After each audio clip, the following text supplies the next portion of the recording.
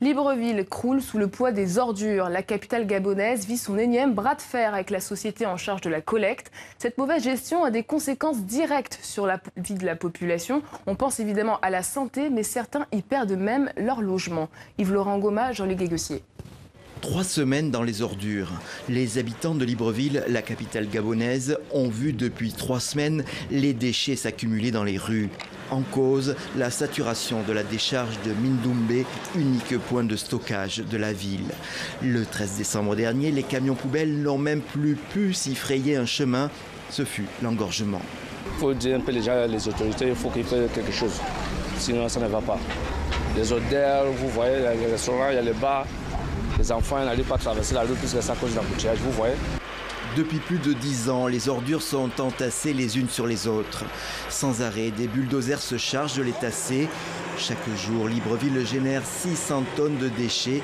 Il a fallu que le gouvernement intervienne. Aujourd'hui, la société en charge du ramassage tente de rétablir la situation. Ces derniers jours, nous avons mis en place un schéma de collecte assez particulier. Nous avons renforcé nos capacités afin d'arriver à remettre en équilibre le niveau de collecte des ordures ménagères à Libreville. Denis, un riverain de la décharge, raconte comment il a été déguerpi. Son habitation a été vite engloutie sous les déchets. D'autres maisons voisines pourraient être aussi sacrifiées malgré l'opposition des habitants. Reste que la solution est temporaire. Il faudrait trouver un nouvel emplacement et établir un vrai centre de tri des déchets.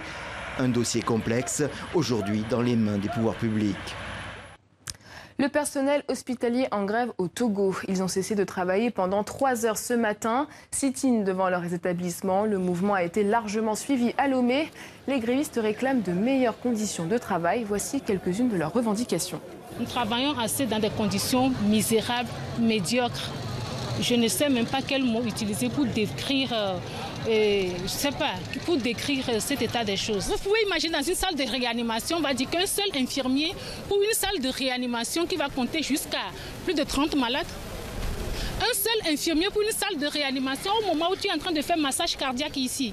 Un enfant est en train de faire un arrêt cardiaque, tu es en train de masser. Il y a un autre qu'on envoie, il faut aspirer en urgence. Un seul infirmier.